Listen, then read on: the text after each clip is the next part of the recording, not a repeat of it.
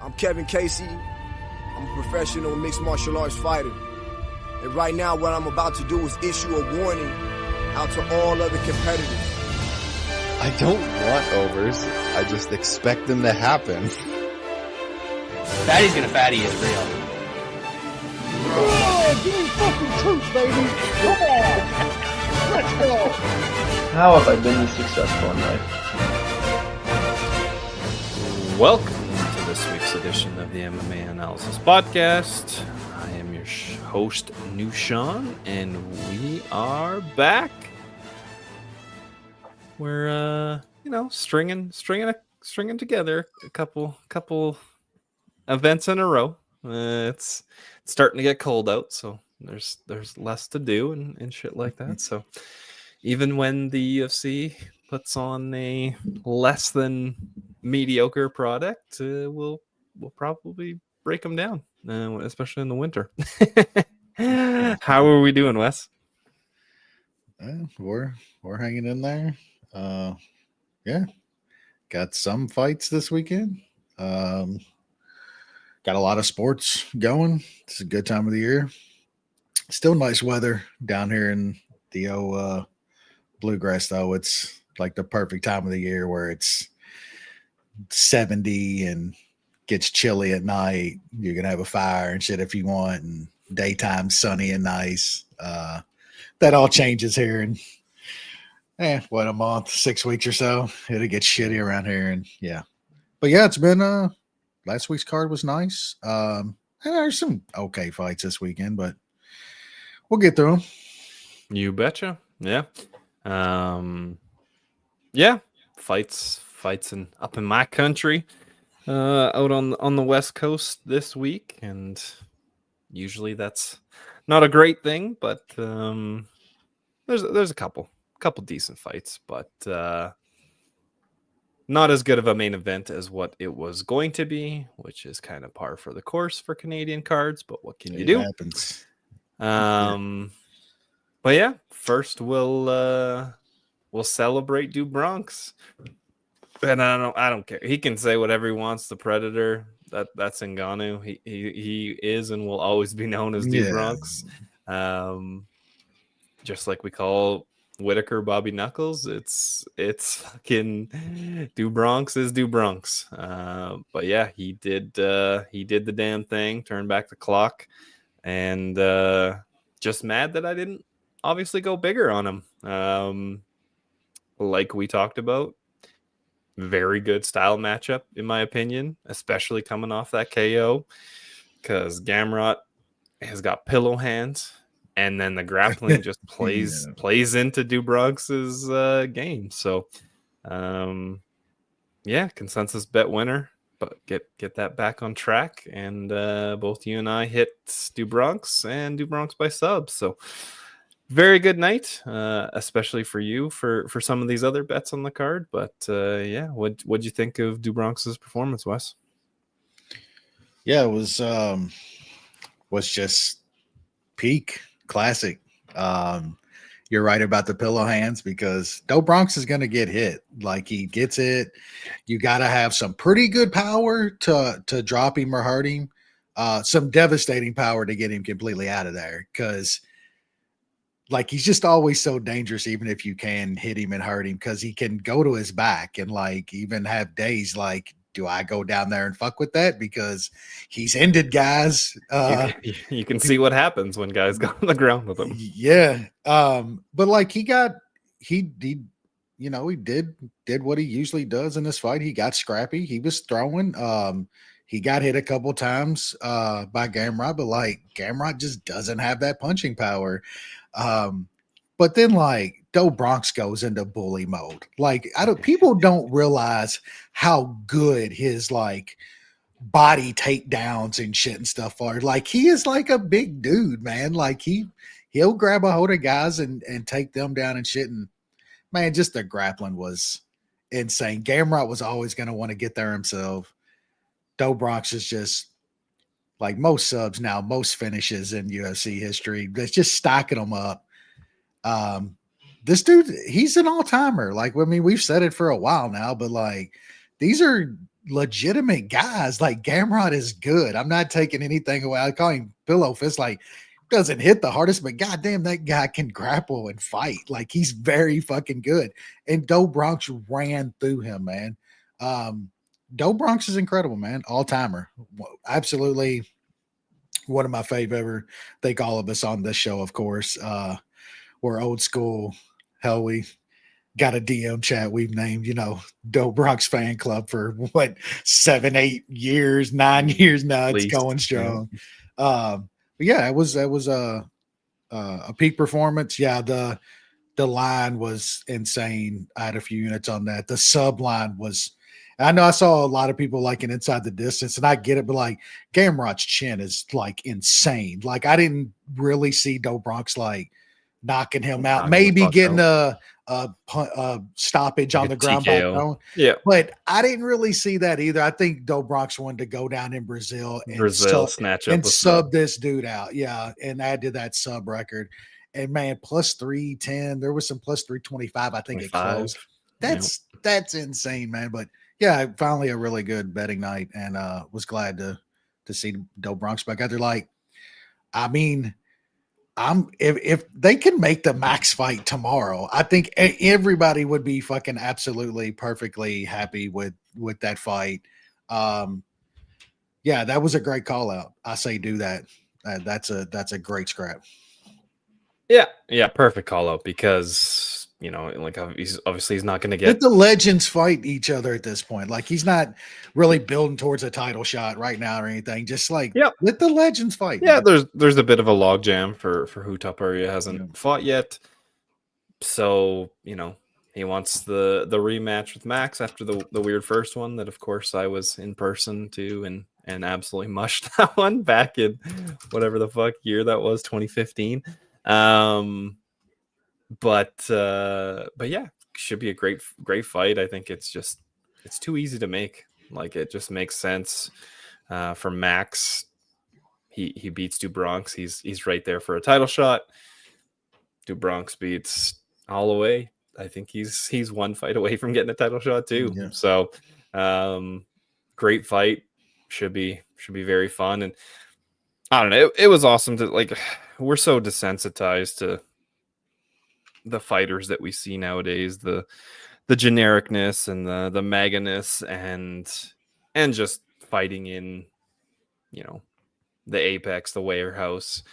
It was cool to see a hero go and be treated like one and then win and can celebrate in a fucking stadium full of people. Yeah, and them bringing out Aldo down there was like that's one of my favorite no bullshit MMA moments in the past few years. Like dudes rarely get like these dudes are all going out badly lately. Yep. Aldo didn't really go out too badly. Aldo went out fucked. A lot of people thinking that he's won a few fights that they took from him in these past few years, and let him get a walkout down in Rio was fucking incredible. And then like you said, Do Bronx on top of it, like jumping out. Like that was, I've said it before, like the sport needs Brazil to be like prominent and good in this sport. Like it's just, it makes it better. And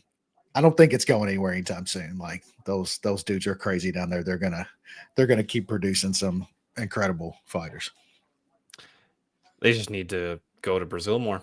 That's honestly what needs to happen, because I feel like when they go, the crowd is bumping, the fights usually deliver. Like I know they want their fucking fees and shit like that, but fuck off. Go to Brazil and give back to the fans who can, enjoy a good night of fights. Rest of the main card, we had a forgetful one that Figgy won as an underdog. A decent size underdog, split decision over Montel Jackson, who, as Caposa said, I don't need to see that guy fight more than once a year because that was perfect. Yeah. We had the sad moment of the night with Joel Alvarez beating the shit out of Luque and then feeling bad for him and cruising to a decision. Mario Pinto knocking out Jonathan Denise, just taking him down and bullying him. And then we had the Ricardo Ramos just showing up and showing that he is absolutely 1000% washed and should not be fighting in the UFC because Con Offley subbed him real quick. Wes? Yeah, Ricardo Ramos just did peak fucking Ricardo Ramos shit, and I don't ever want to have to talk about that dude again when it comes to talking about betting a fight. Fuck that dude. Yeah, Montel Jackson, did he know he was in a fight? Like, did he know that he had to do things to win a fight? I mean, I guess looking back, that's kind of been that guy's problem. You know what I'm saying? You're not going to win that kind of fight down in Brazil against Figgy. Like, Figgy is still absolutely washed, and I hope we get a number against him next time, whoever he fights, because he didn't look good. You know what I'm saying? Like, he was just Jackson fighting was bad. Yeah, he was just fighting a guy that did absolutely like nothing whatsoever. I give me a decent number against Figgy next time it's on, because that guy's just, he's old, man. Vicente made it past the first. I had fight starts round 2, and my goodness, Joel Alvarez did kind of like seem like he just didn't want to beat on him too bad, man, because Luque's done. He is like, he's morale level, like sort of fucking younger, and has just been washed for a couple years now. Yeah, he's done, man.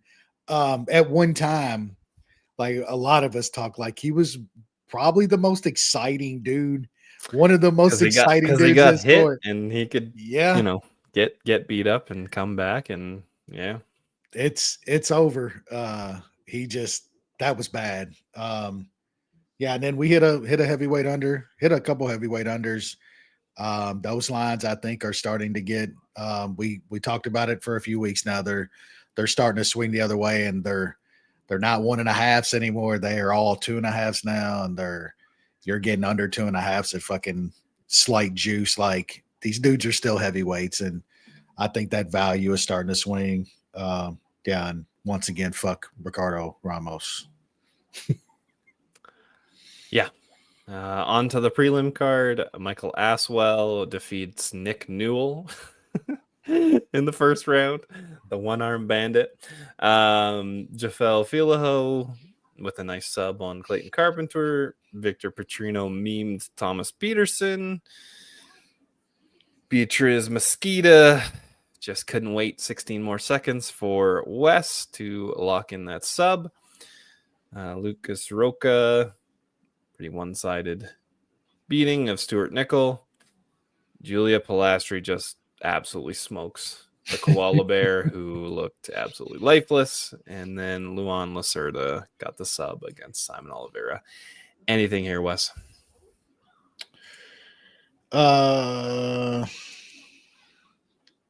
Yeah, I bet some Aswell like a little bit after we did the show. Didn't put it in my sheet and stuff. Go the next day after weigh-ins and start locking some things in, and saw that I had bet Aswell, completely forgot about it. Got him at -130. He was like -250, and I was like, what the hell's going on? I hadn't seen like weigh-ins or nothing. I was fucking busy and shit. I didn't see anything. Was like, shit, well, I can't track him now. I'm not even gonna put it on there.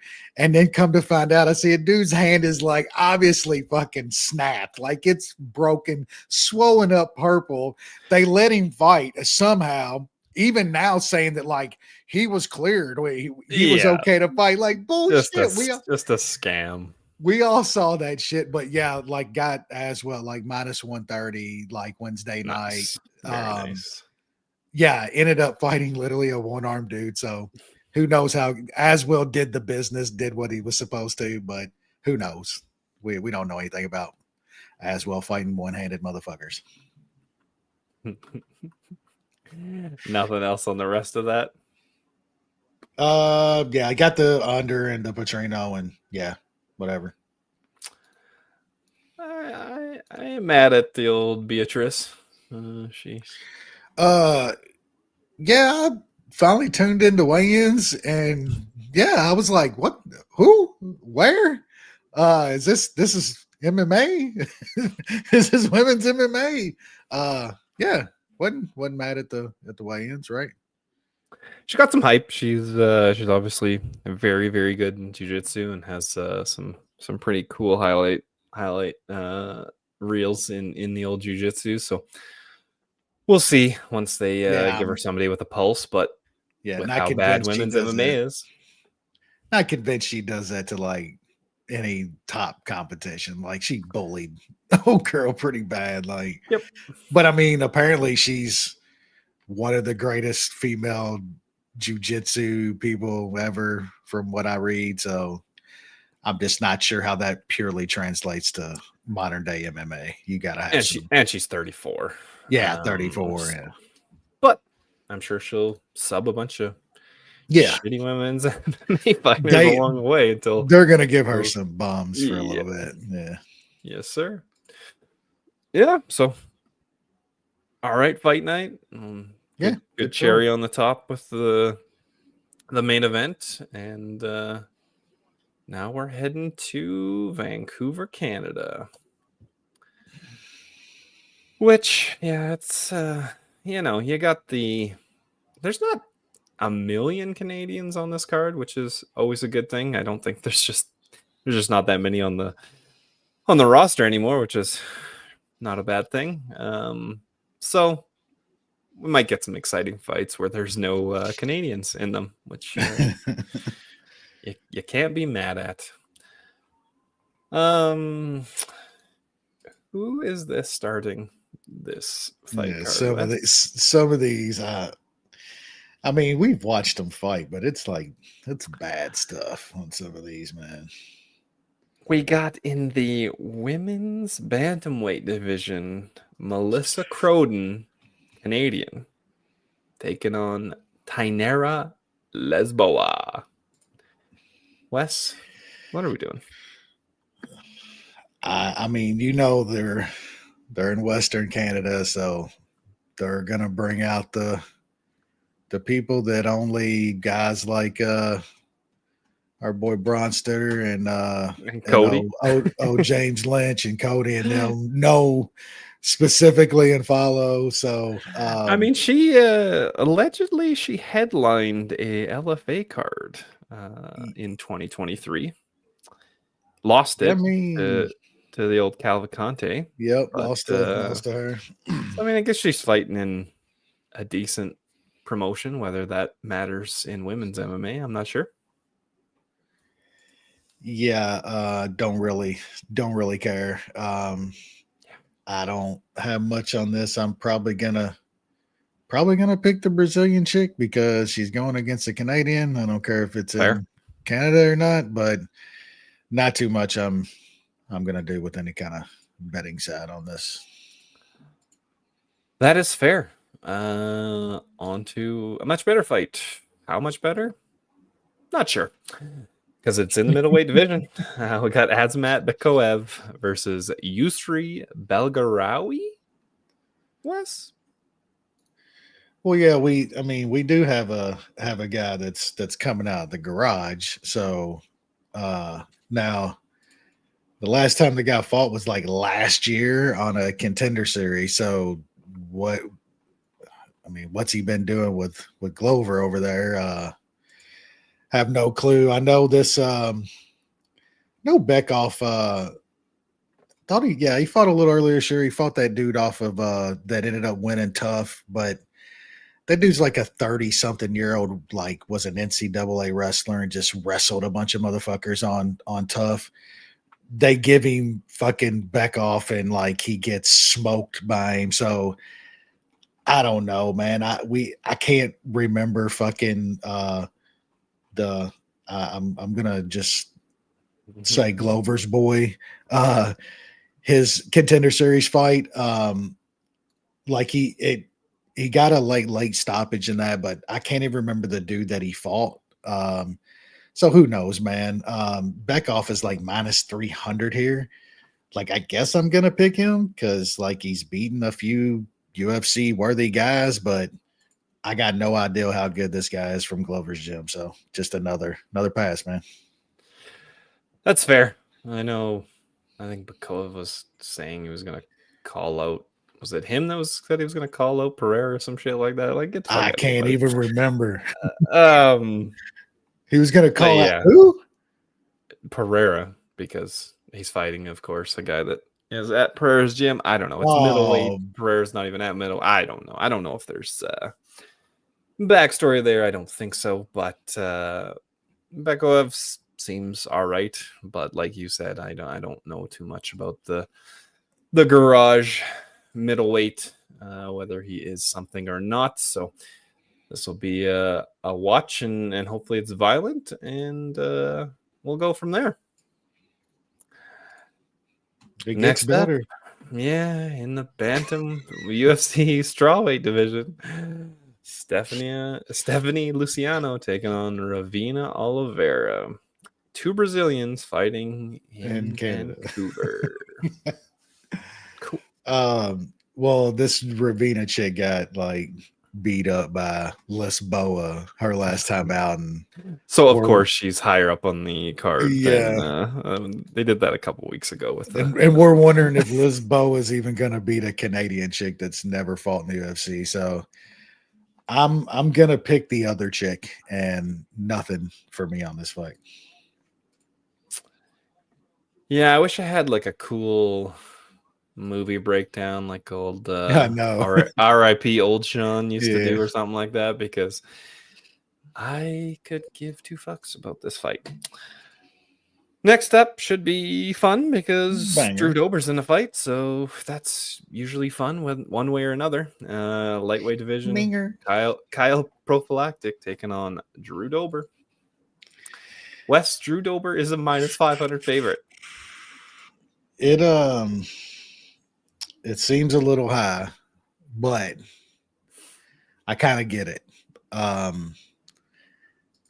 They're bringing in a jobber because he took a short notice fight Got smoked. to save, what was it, a co-main or a main card fight.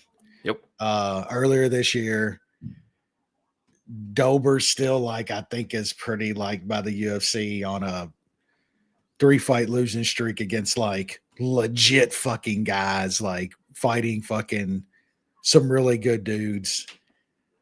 I mean, if Dober can't go in here and catch a body, then he's probably getting close to done. But I kind of more like, I can't lay that kind of number with Dober. I mean, maybe you look KO, but like that's just around even money.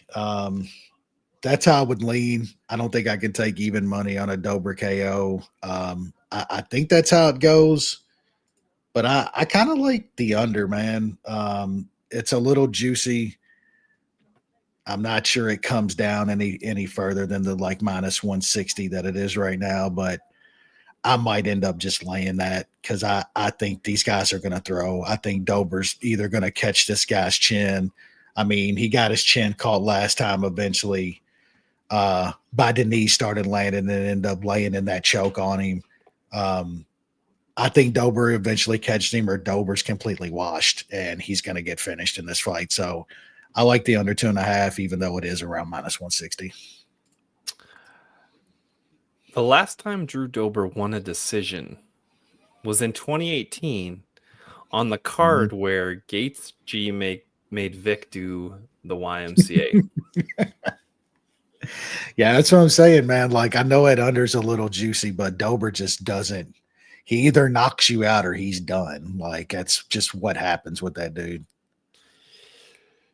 Yeah, and it's not like he's fighting a young guy. Like, the guy he's fighting is like a year younger than him. So, like, he's 18. I know.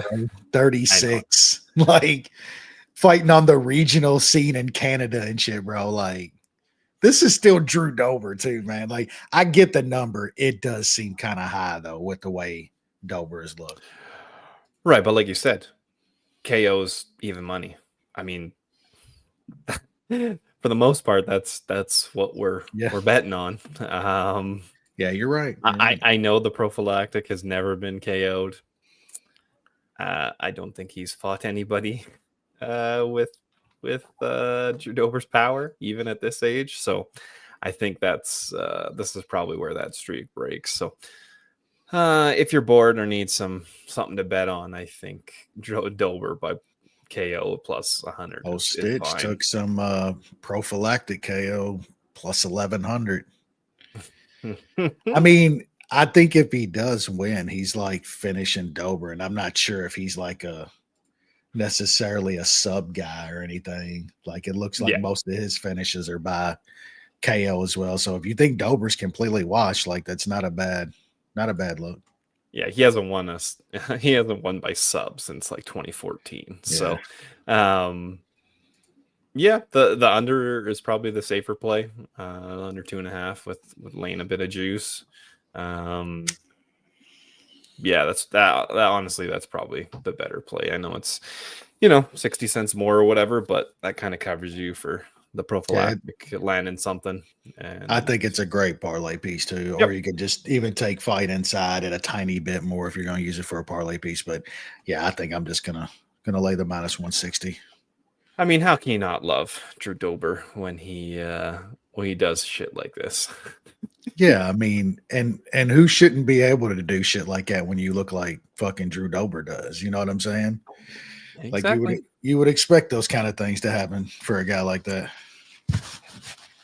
They don't make him like Drew Dober anymore, that's for sure. Yeah, they're not in the UFC anymore, that's for sure. All right, going up to the amazing middleweight division.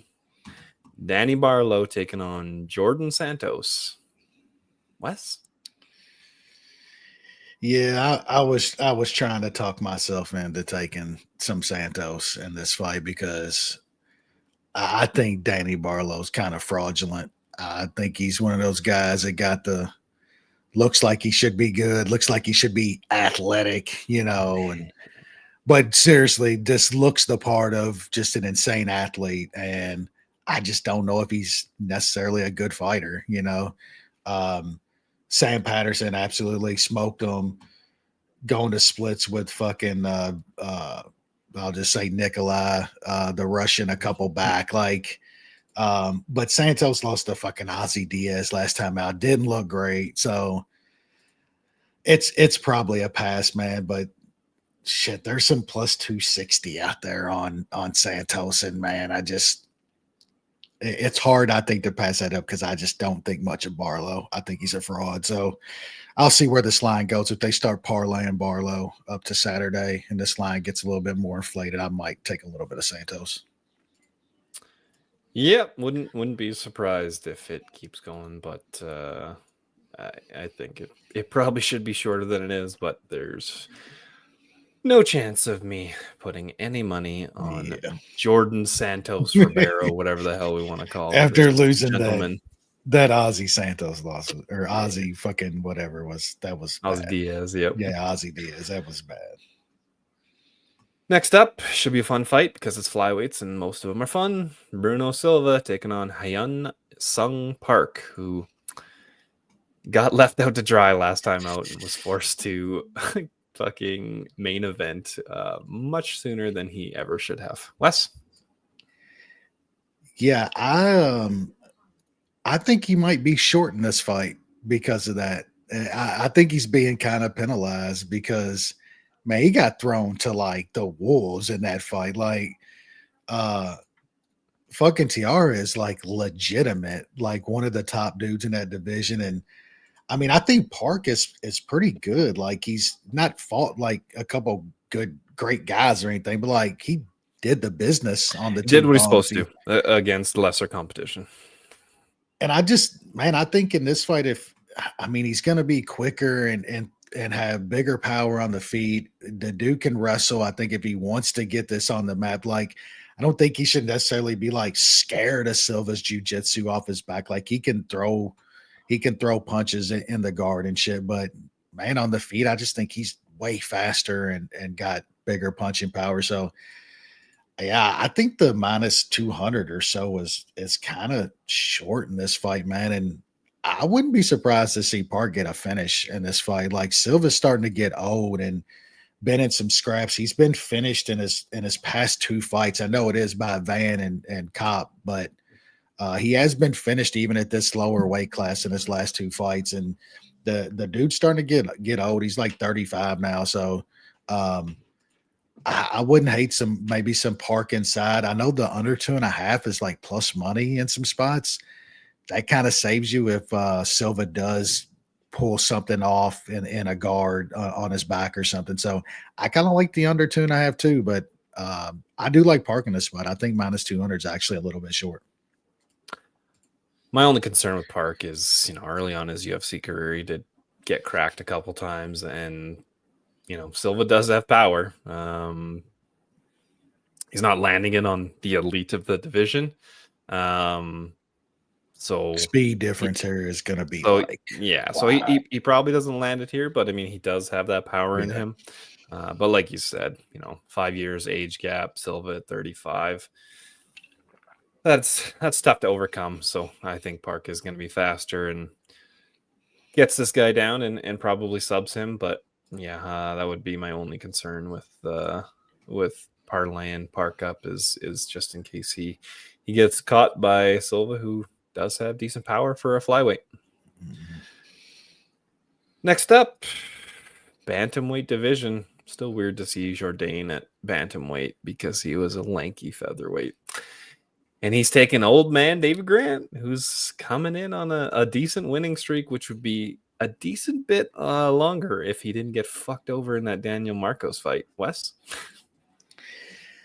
Yeah, that was bad. We got fucked.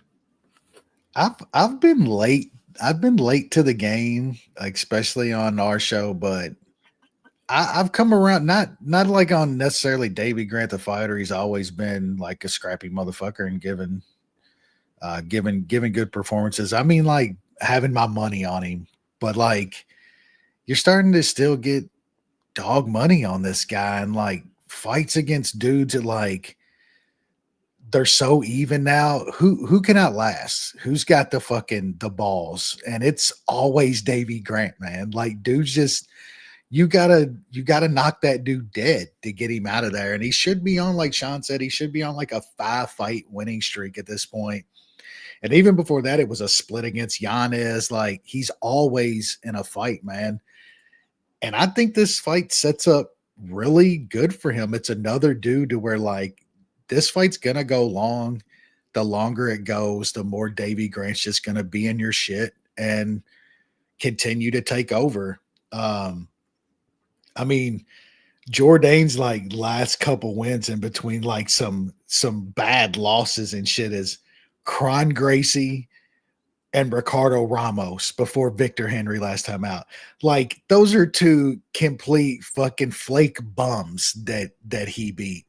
Ramos, we just talked about how flaky and bummy that guy is. So, I mean, in between just losses everywhere, he catches Victor Henry. That was a good win though, but Davey Grant, once again, is a dog, man. I know even in Canada, he's going to have to, like, show the output and shit, but that's why I trust him in this spot is he's always going to have that output. So, like Davey Grant is a dog here. As we talked about last podcast, a friend of ours, a very wise man, Maddie, says do not bet on fighters that lose to Julian Erosa. Now, does that mean you should go out and bet Davey Grant? I don't know.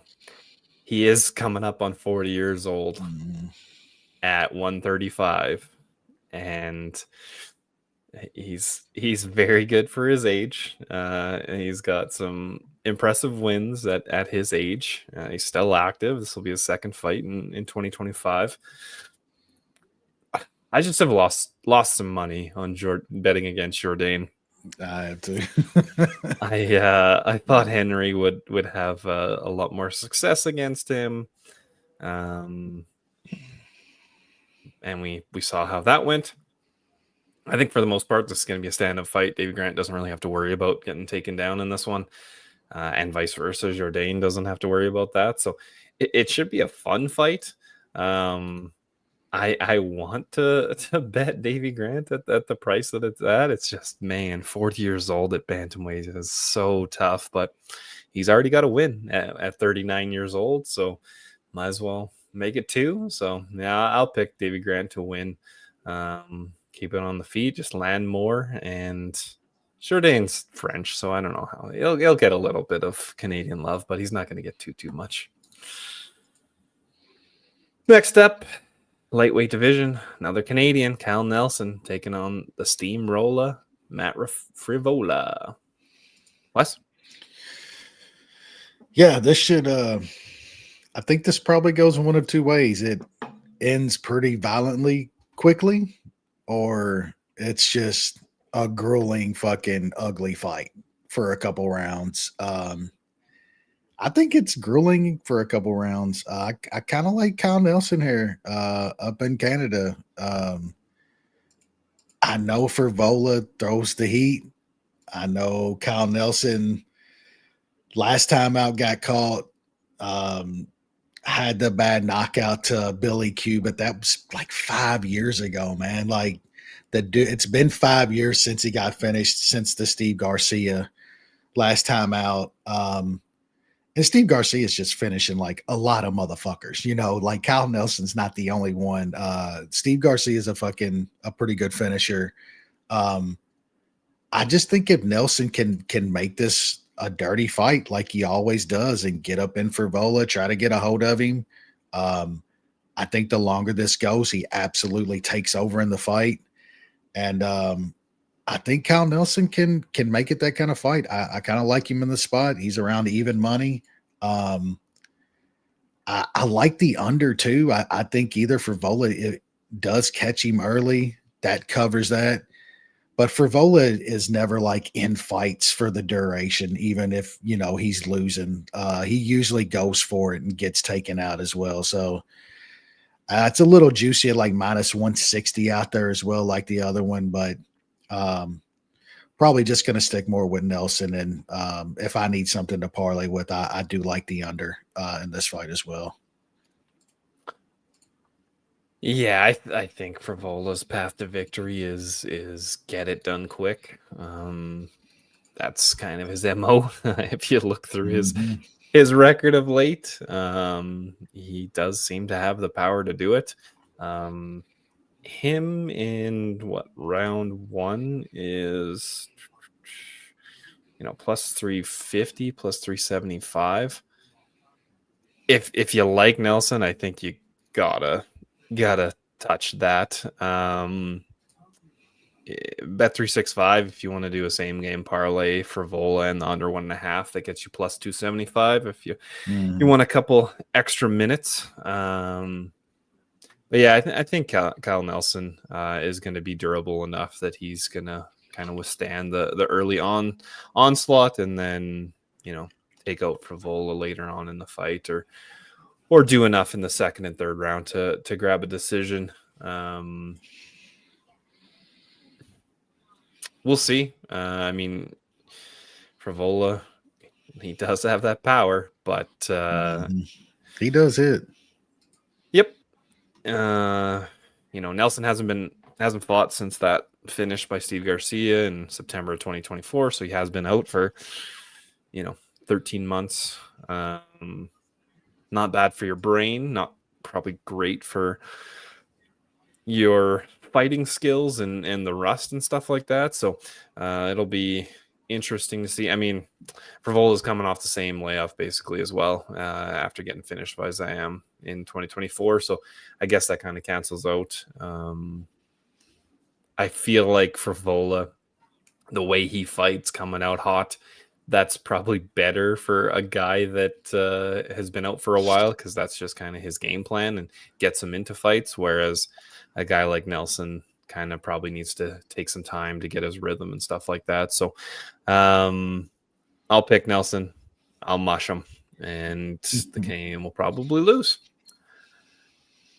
Next up in the bantamweight division, we got Cody Gibson taking on Arichi Lang. They're really pulling out all the amazing fighters for this Vancouver card, Wes. Yeah, Cody Gibson's almost the definition of cheap veteran labor, man. Like they 21 and 11, and he's 38 years old. they're probably getting this guy for like 15 and 15, fucking putting him in fucking Western Canada and shit. Like, yeah, Gibson is what he is, man. Like he can beat dudes that are still on his sort of level. I don't know, man. Arichi Lane just seems like this should be way more to even, and there's some plus 150 or so out there. So if I bet anything on this fight, it's going to be on him as a dog. I think this is just going to be a close fight that goes 15 minutes, and I'd rather have the dog in this spot. Gibson's 38 years old. Arichi Lane's output is always insane, so it's going to look good for the judges. So, talking myself into a Arichi Lane bet here, and probably him by decision is like there's some plus 340 out there. Arichi Lane by decision, like that seems like kind of off to me. So I will probably take a little bit of that as well. I'm gonna pick Gibson just to get takedowns and lay on Arichi Lang. Arichi Lang's probably gonna have the speed advantage on the feet. Cody Gibson's old. He's 38 now. But I do think he'll probably be able to get some takedowns here and lay, and it might turn into a boring one. So yeah, I'll pick Nelson, and hopefully I'm wrong, and Arichi Lang just does the thing, and Wesh cashes a nice little underdog there. Finally some decent fights. All we got is fourth from the top. Well, I mean, in comparison to what we've seen, and I guess all the other they're ranking in the division, it should be a decent fight. But as we know, with both these ladies, they're not going to be. I don't think it's going to be too exciting, but we'll see. Got Man on Fire taking on the Canadian Jasmine Jasdavicius. Wes, what do you got? Yeah, I think Man on Fire just ran into one of the greats in women's fighting that we've seen last time. I think she's still very good. And I just think in Jasdavicius that she's just getting a little overhyped, man. She's still like 36 now and shit. I know she's ran through some chicks in the division, but like they were all like really good matchups for her. She could take them down and work them over. She was bigger.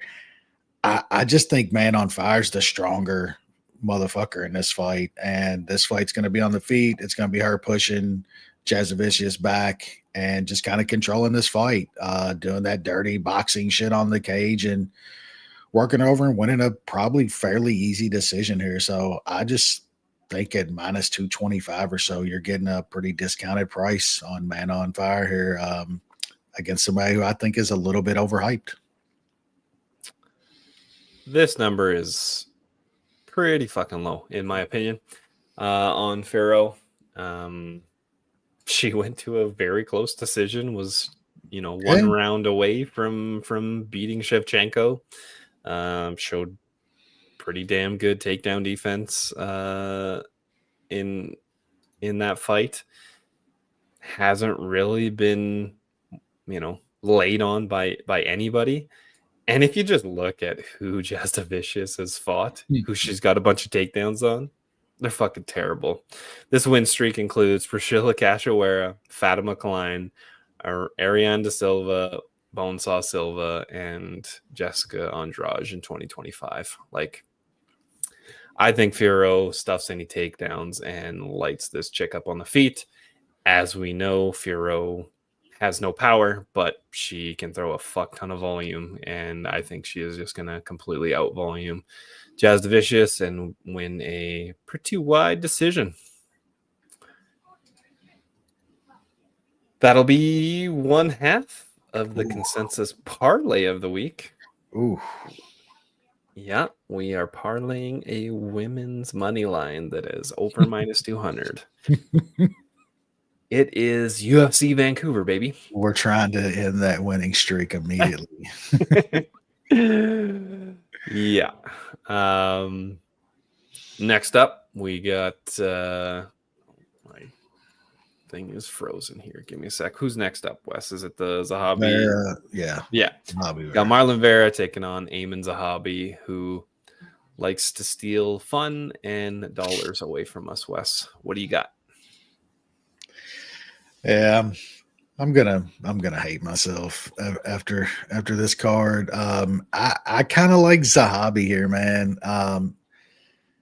It's tough after him stealing all those fucking retirement fight, but that happens sometimes. I think this is more for me a lot to do with Vera, man. I just think Vera's starting to get a little older. He's always been like slow and methodical, slow starter on top of it. I don't think that's going to be good for him here, man, because Zahabi's going to throw the little leg kicks. He's going to, 1-2 him to death.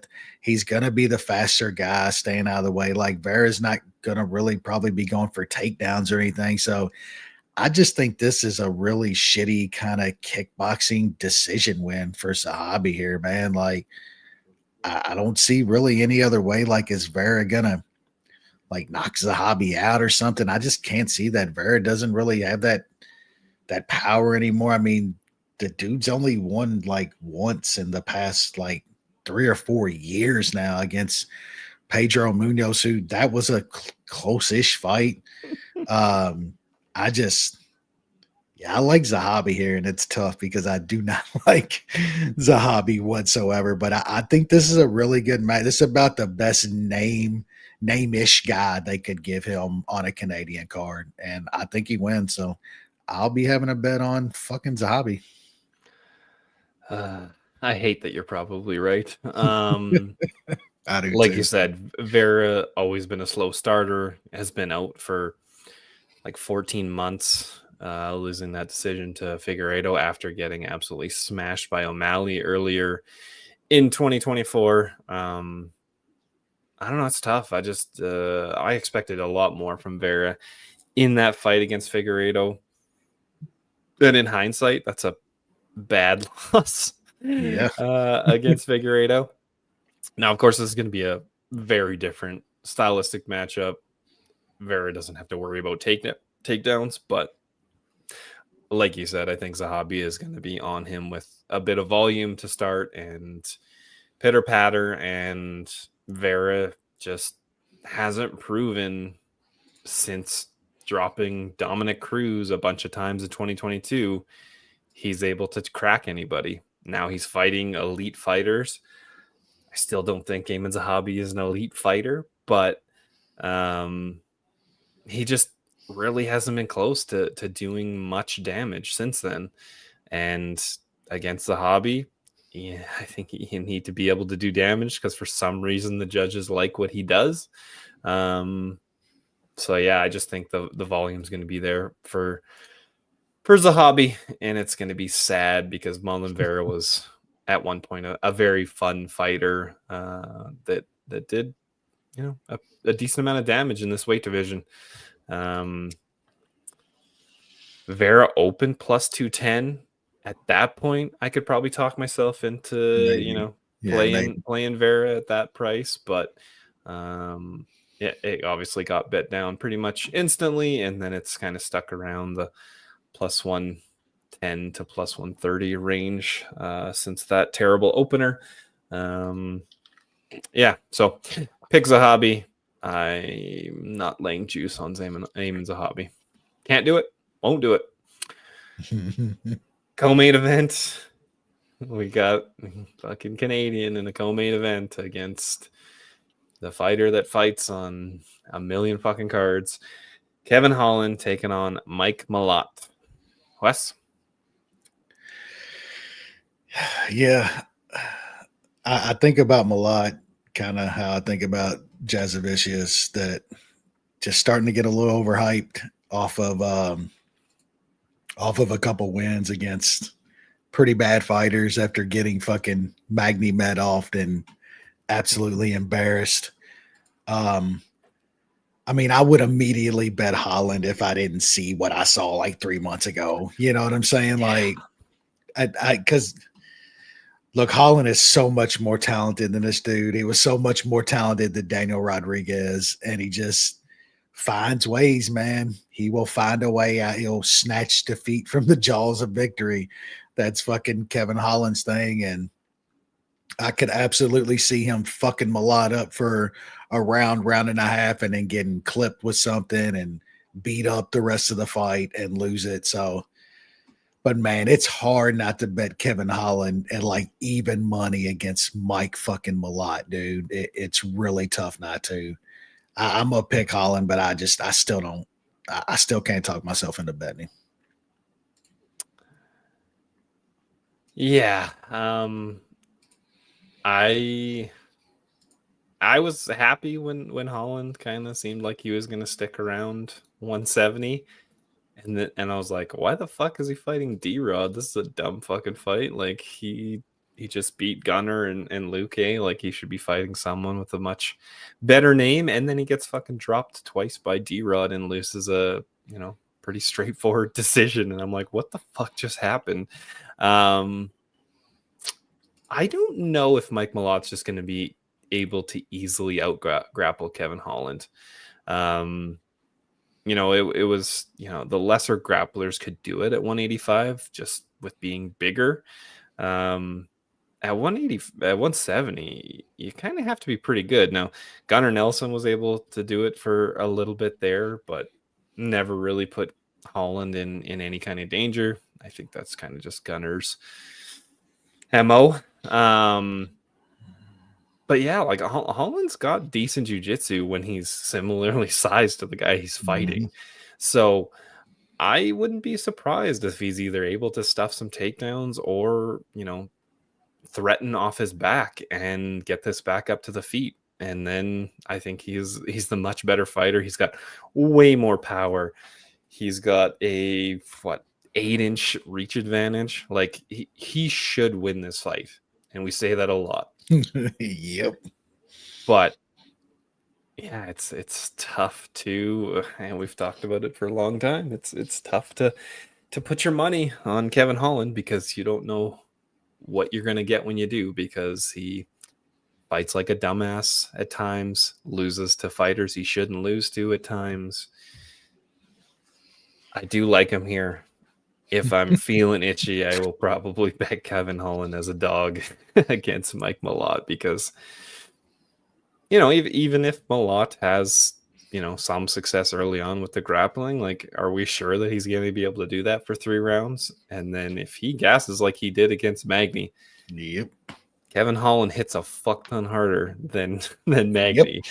Yep. And that is going to be very, very dangerous. So yeah, the pick's going to be Holland, and I'll see if I can convince myself to put money on him. Next up, we got the main event. It's what we got. It's not what we wanted, but we got Rainier de Ridder taking on Brendan Allen. Wes, what do you got here? Canadian Brendan Allen, by the way. Supposedly his grandparents are from the city that I'm in. and didn't fucking know that. Now he's a dead man walking. Mm-hmm. Yeah, it sucks we're not getting RDR and Fluffy, because that was like a legitimate number 1 contender type fight. And a division at the top end is getting a little bit funner. There's some guys at the top end of it now that's fun to watch and can get like skilled finishes and stuff. But yeah, I like RDR here. I like that they're pushing RDR pretty fast. Like, he is 35. Fast track him up to the top, let him fight the names. Tried to give him Fluffy. Props to Brendan Allen for stepping in. I mean, good opportunity for him as well. You beat RDR. Kind of moves you up coming off the Vettori win. So, but like, we all watched the Vettori win, like, boring as shit. Can't finish. That's coming off, getting pretty much mobbed by Fluffy and Imavov. Like, Brendan Allen's he's going to need to stand, but does he want to? Like, I think he wants this on the mat and grappling too. And like, that's all bad for him in this fight. So it's 5-round like, fight. I just don't know that this is it's not really a great matchup for him, man. I think this eventually gets grapply, and I think RDR is just levels above that dude on the mat. So RDR's hands, well, his stand-up kind of more, you want that stand-up defense from him to try to get this to the mat. But I mean, it was Bo Nickel, but I mean, he fucking pieced up Bo Nickel. Like, he can throw some hands now. He throws some weird knees and stuff when he's in the clinch and shit. Like, he can hurt you with some shit. So I like him in this spot. I have him in money line in the parlay with Old Man on Fire, and I kind of like the under 3.5 here. That's around I think there's some minus 120 or so out there. Minus 130. I think this gets scrambly at some point and somebody's getting choked. And like, I really think it's going to be Brendan Allen getting caught with something, but that kind of saved me a little bit in case Allen does pull something off. And I also like RDR by sub here. I think that's in the plus 250 range, plus 230 range. I think that's a good look as well. So I like RDR in a few different ways in this fight. I mean, Brendan Allen or Fluffy, I'd like to see him just run that back. I don't know if that's really penalizing RDR to give him another number one contender spot. I'm not sure you can give him a title fight off beating Brendan Allen, but at this point, like, you can't wait too long with him. Like I said, he's 35, so he needs to be getting that shot here sooner before later. So, yeah, I think RDR rolls here, puts on another like crazy performance. Dude's been on an insane run. One more thing about Kevin Holland. This will be his 5th fight in 2025 and 6th fight in the last 12 months. That also gives me tremendous pause, and might have been not a good thing. And why he, showed up how he did against D-Rod. So now he's getting back out there a couple months later. Like, that is concerning. So that might be the final nail that keeps me away. Holland is a prize fighter. I mean, I understand, but that dude in his mind, he's there to get paid. Like, he's not there to win, which is not there to some sort of like make the top 5, get a title shot at me. Holland's there to get paid. He's a prize fighter. I get it, but 5-6 fights in a calendar year is not fucking good. That's not great. That's too much. This is going to be RDR's 4th fight in 2025, which that is getting up there. That is fairly active. He smoked one dude though, right? Like, that one wasn't even really a fight. Yeah, I mean, he smoked Holland, he smoked Nickel. But it is another weight cut, and so that is a bit concerning. But yeah, I like him in this matchup. I think he's gonna be able to stuff whatever Brendan Allen's gonna try to whenever he tries to shoot. And then I think Allen's going to get tired. And even if Allen has a bit of an edge on the feet early on when they're fresh, I don't think that lasts when Allen is tired from offensively grappling and getting stuffed, and defensively grappling when RDR is trying to take him down. And yeah, I just think RDR overwhelms him. RDR was okay on the feet against Whitaker. Whitaker's a much, much better striker than Brendan Allen.